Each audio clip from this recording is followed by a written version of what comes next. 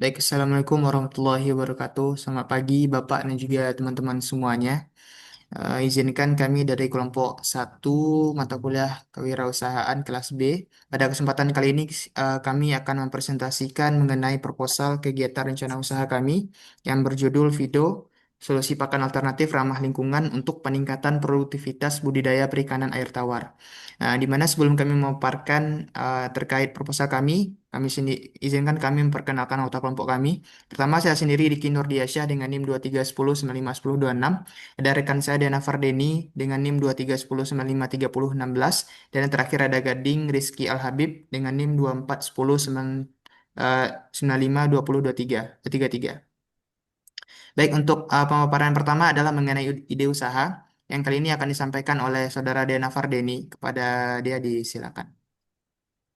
Baik, izin Bapak dan teman-teman, di sini saya akan menjelaskan ide usaha dari proposal kami, yang mana pada bagian latar belakang itu memiliki beberapa poin penting. Yang pertama adalah potensi dari sektor perikanan. Pemerintah menargetkan peningkatan ekspor perikanan yang signifikan, sehingga budidaya air tawar domestik menjadi krusial. Pada bagian latar belakang ini yang menjadi masalah utama adalah biaya pakan yang menyumbang 70 hingga 80% dari total biaya produksi, yang mana tingginya harga ini disebabkan oleh ketergantungan pada bahan baku impor seperti tepung ikan. Di bagian ide proposal ini yang menjadi solusi inovatifnya adalah hadirnya Vidu, yaitu pakan ikan alternatif berbasis limbah sayuran segar seperti dari pasar, restoran, dan rumah tangga yang nantinya diolah menjadi pelet bernutrisi tinggi. Nah, untuk nilai tambahnya itu sendiri yaitu menekan biaya produksi pembudidayaan yang ramah lingkungan serta mengurangi limbah organik dan mendukung kemandirian lokal. Nah, selanjutnya itu adalah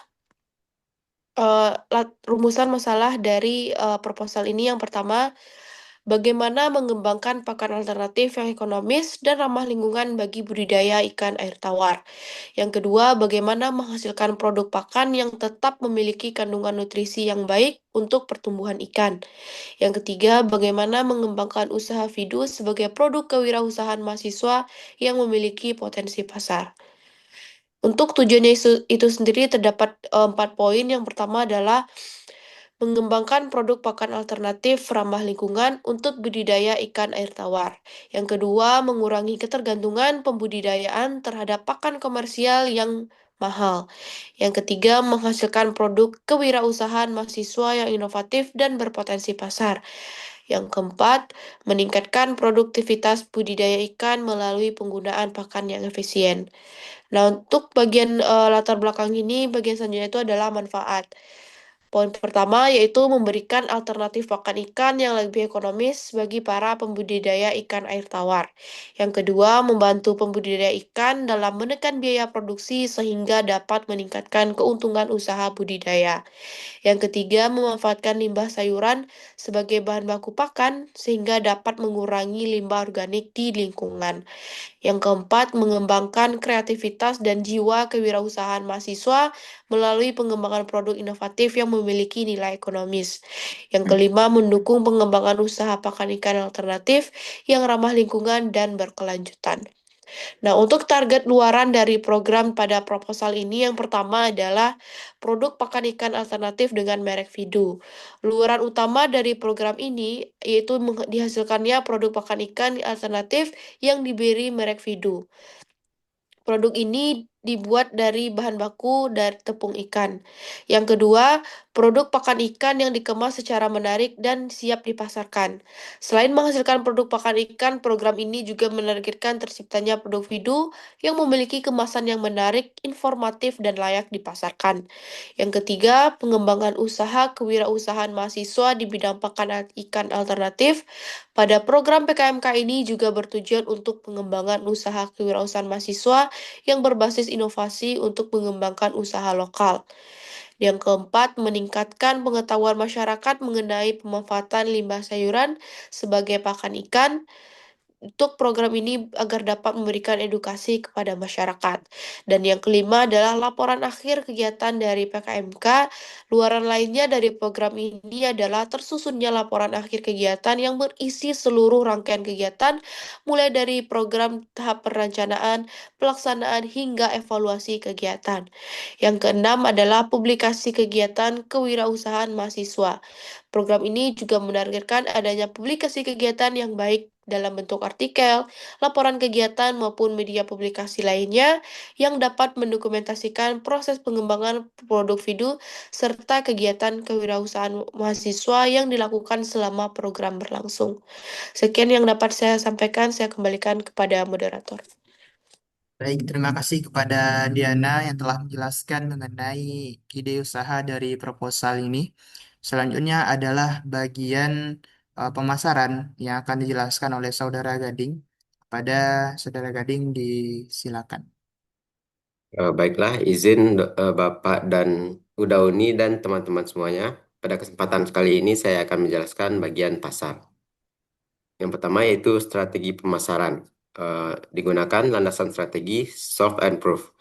Strategi pemasaran video menggunakan solve and prove yaitu menyelesaikan masalah utama pembudidaya ikan sekaligus membuktikan hasil dari video.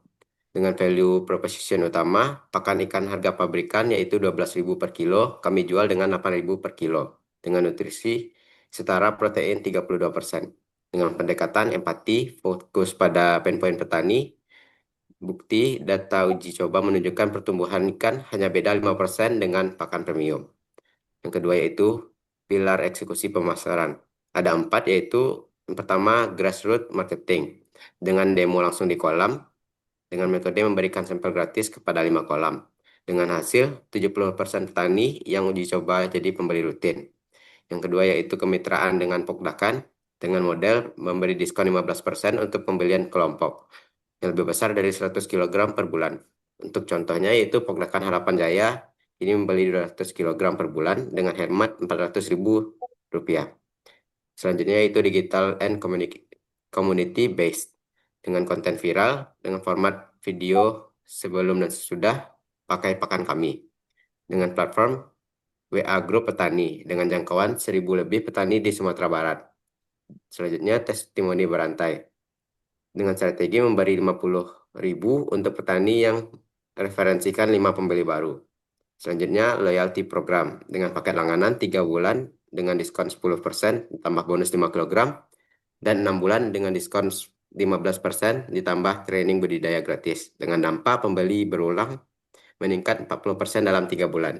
Selanjutnya strategic partnership dengan dinas perikanan dan pasar tradisional. Selanjutnya ya ada metrik keberhasilan dengan indikator pelanggan aktif 50 pokdakan, realisasi saat ini 8 pokdakan. Penjualan bulanan 5 ton, saat ini 1,2 ton. Retensi pelanggan 60%, saat ini 75%. ROI marketing 1:4, saat ini 1:2,5. Selanjutnya alokasi budget awal selama 6 bulan. Produk sampel 5 juta, konten digital 3 juta, event lapangan 7 juta, total 15 juta.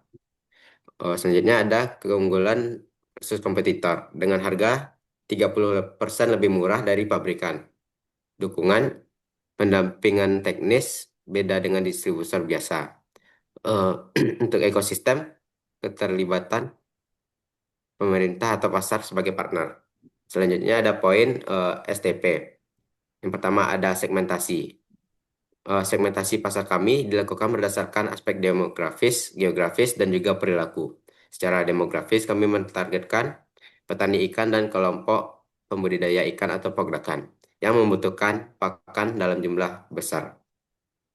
Secara geografis, fokus utama kami berada di Kota Padang, terutama daerah dengan konsentrasi pembudidaya ikan tinggi, seperti Kelurahan Kota Panjang Limau Manis. Dari segi perilaku, kami menargetkan petani ikan yang mencari pakan berkualitas dengan harga terjangkau. Untuk targeting utama kami adalah petani ikan dan peternakan di Kota Padang. Mereka merupakan konsumen yang dengan kebutuhan nyata dan berkelanjutan terhadap pakan ikan. sehingga permintaan akan produk kami relatif stabil. Selanjutnya untuk positioning, positioning kami adalah sebagai penyedia pakan ikan alternatif berbahan limbah sayuran yang berkualitas, ramah lingkungan, dan juga terjangkau. Produk ini menawarkan kandungan nutrisi setara dengan pakan pabrikan dengan harga lebih murah, sekaligus membantu mengurangi limbah pasar organik. Melalui pendekatan distribusi langsung, kami mengurangi biaya perantara dan menunjukkan nilai efisiensi serta keberlanjutan produk kami. Selanjutnya ada poin promosi. Strategi promosi yang kami gunakan adalah menggunakan strategi promosi 360, digital empathy and on-ground engagement. Perpaduan kekuatan digital dan kedekatan sosial untuk memaksimalkan konversi. Digital marketing dengan pendekatan petani milenial. Platform prioritas yang digunakan yaitu WA Business, yaitu ada grup khusus perdakan, fitur katalog produk, dan juga layanan chat otomatis. Yang kedua yaitu IG dan Facebook. Memiliki konten mix 40% edukasi, 30% testimoni, 20% promo, dan 10% storytelling. Contoh konten viralnya itu video dari pasar ke kolam yang mengubah proses yang merupakan proses limbah sayur menjadi pakan. Kampanye unggulan yaitu hashtag pakan murah hasil maksimal. Selanjutnya yaitu live Q&A, eh, berupa penyuluhan perikanan 2 kali sebulan. Metrik sukses yaitu konversi 5% dari traffic digital. Target 50 order per bulan. Engagement rate yaitu besar dari 8% di Instagram. Model 3T, temu, tanya, dan terapkan. Demo langsung di kolam dengan biaya 1 juta per event, termasuk 50 kg sampel. Metrik 70% jadi pembeli, sesuai data pilot. Selanjutnya itu pelatihan rutin dengan topik budidaya ikan hemat pakan. Di lokasinya yaitu kantor Pokdakan Mitra. Selanjutnya program duta produk. Rekrut 1 petani penggerak per Pokdakan dengan komisi 5% dari penjualan melalui referral. Keunikan pendekatan kami yaitu kredibilitas ganda dengan digital rekomendasi algoritma, dengan offline dari trust mulut ke mulut. Selanjutnya yaitu edukasi sebagai promosi, model komunitas, dan juga bukti keberhasilan awal. Sekian dari saya kembalikan ke moderator. Baik, terima kasih kepada Gading atas pemaparan mengenai pemasaran dari proposal rencana usaha kami. Selanjutnya itu adalah mengenai keuangan. Di sini untuk keuangan sendiri kami akan membahas terlebih dahulu itu adalah anggaran biayanya. Untuk anggaran biayanya sendiri ini adalah bahan baku, yang dimana bahan baku yang digunakan tertera di tabel berdasarkan juga harga per kilogram dan juga biaya totalnya. Sehingga untuk biaya total untuk bahan baku sendiri adalah 3.570.000 dengan jumlah dalam kilogramnya itu adalah 543 kilogram.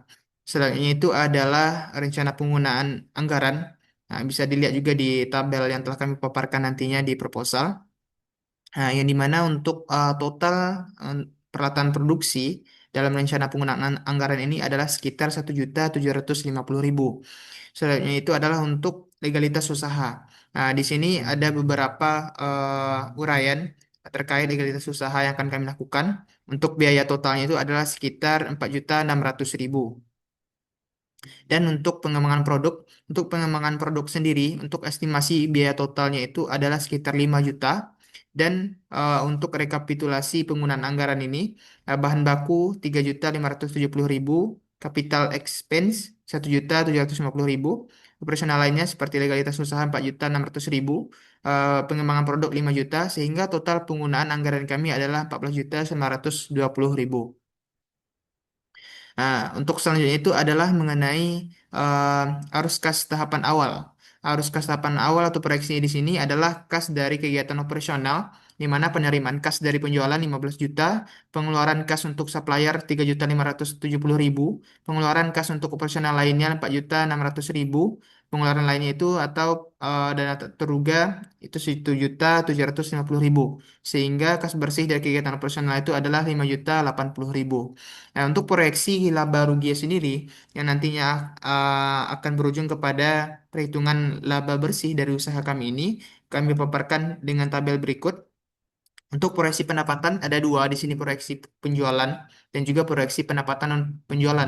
Untuk proyeksi pendapatan sendiri memiliki total 8.688.000. Untuk yang kedua selanjutnya itu adalah proyeksi harga pokok penjualan atau HPP, yang dimana totalnya itu adalah 7.140.000.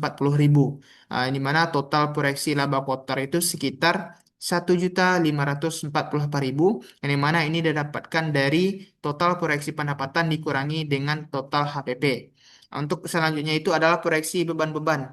Di sini ada beban pemakaian perlengkapan dengan total 100.000, beban penyesuaian harga tetap itu sekitar 145.833 rupiah, di mana total proyeksi beban ini adalah 145.833 rupiah. Sehingga berdasarkan perhitungan di atas, untuk proyeksi laba bersih itu ada sekitar 1.302.167 rupiah. Mungkin sekian pemaparan dari kelompok kami, Bapak dan juga teman-teman semuanya. Terima kasih atas perhatiannya. Mohon maaf atas adanya kesalahan. Kami akhiri dengan Assalamualaikum warahmatullahi wabarakatuh.